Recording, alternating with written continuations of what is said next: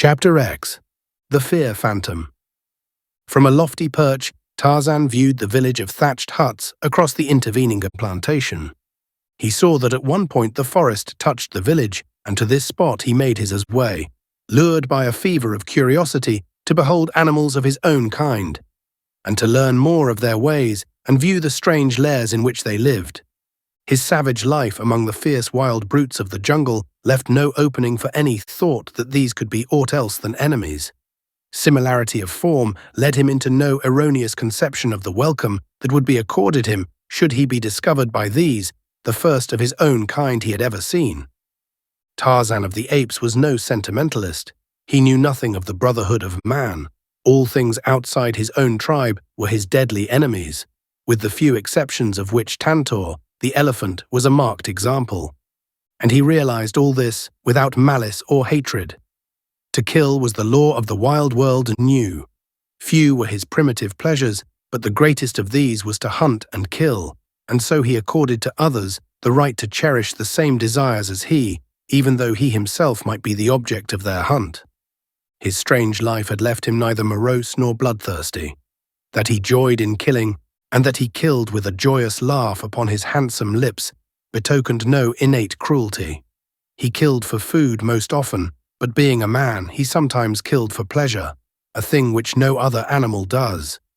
For it has remained for man alone, among all creatures, to kill senselessly and wantonly, for the mere pleasure of inflicting suffering and death.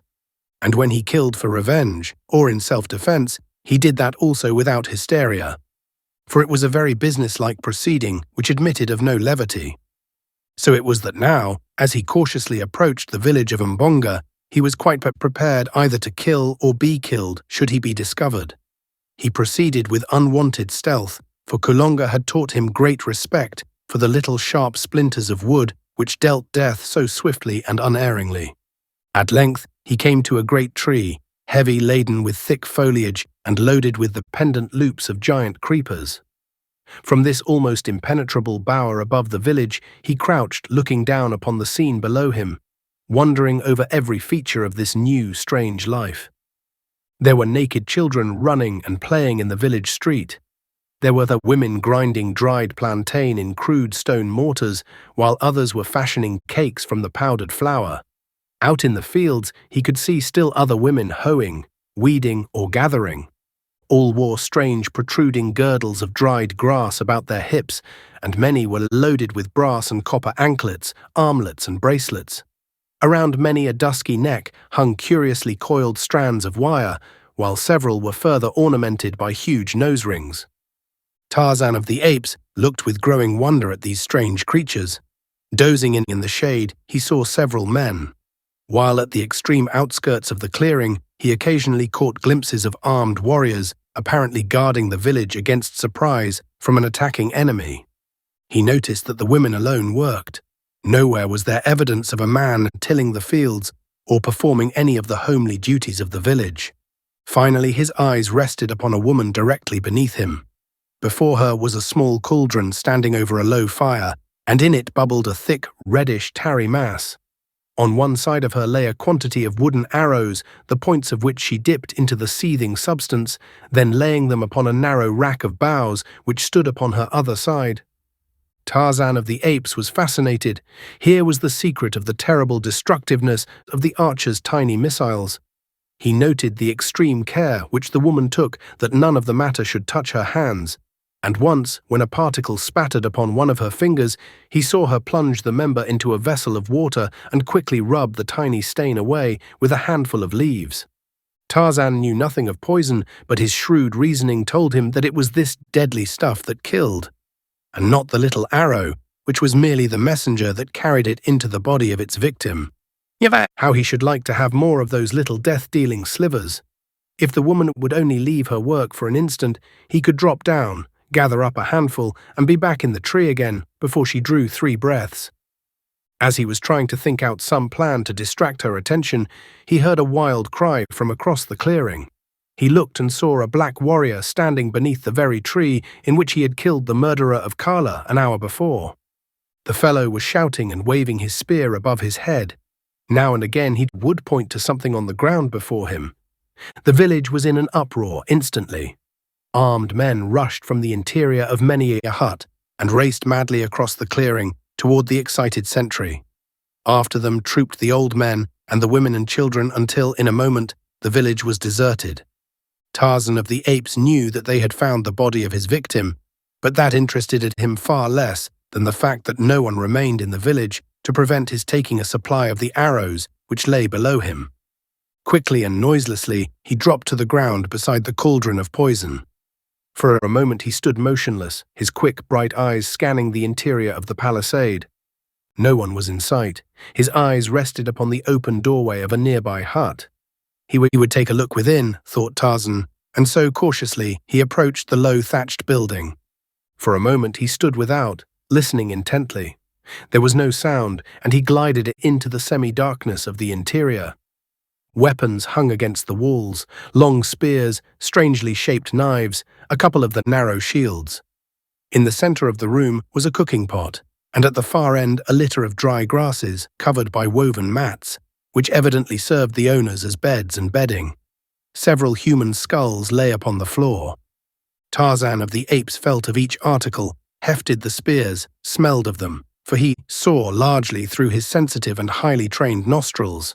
He determined to own one of these long, pointed sticks, but he could not take one on this trip because of the arrows he meant to carry. As he took each article from the walls, he placed it in a pile in the center of the room. On top of all, he placed the cooking pot, inverted, and on top of this he laid one of the grinning skulls, upon which he fastened the headdress of the dead Kulonga. Then he stood back, surveyed his work, and grinned. Tarzan of the Apes enjoyed a joke, but now he heard, outside, the sounds of many voices, and long, mournful howls, and a mighty wailing. He was startled. Had he remained too long? Quickly he reached the doorway and peered down the village street toward the village gate. The natives were not yet in sight, though he could plainly hear them approaching, and across the plantation they must be very near. Like a flash he sprang across the opening to the pile of arrows. Gathering up all he could carry under one arm, he overturned the seething cauldron with a kick and disappeared into the foliage above, just as the first of the returning natives entered the gate at the far end of the village street. Then he turned to watch the proceeding below, poised like some wild bird, ready to take swift wing at the first sign of danger. The natives filed up the street, 4 of them bearing the dead body of Kulonga. Behind trailed the women, uttering strange cries and weird lamentation. On they came to the portals of Kulonga's hut, the very one in which Tarzan had wrought his depredations. Scarcely had half a dozen entered the building ere they came rushing out in wild, jabbering confusion. The others hastened to gather about. There was much excited gesticulating, pointing, and chattering. Then several of the warriors approached and peered within. Finally, an old fellow with many ornaments of metal about his arms and legs, and a necklace of dried human hands depending upon his chest, entered the hut. It was Mbonga, the king, father of Kulonga. For a few moments all was silent. Then Mbonga emerged, a look of mingled wrath and superstitious fear writ upon his hideous countenance.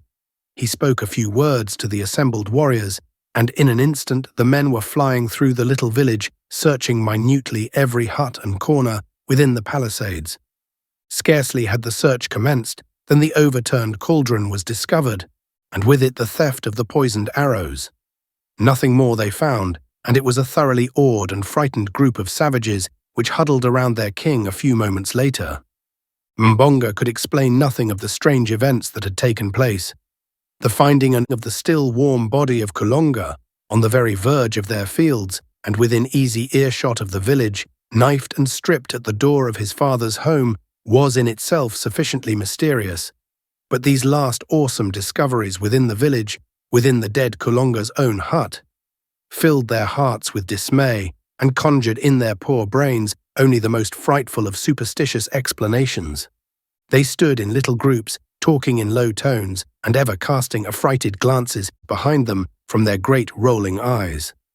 Tarzan of the Apes watched them for a while from his lofty perch in the great tree.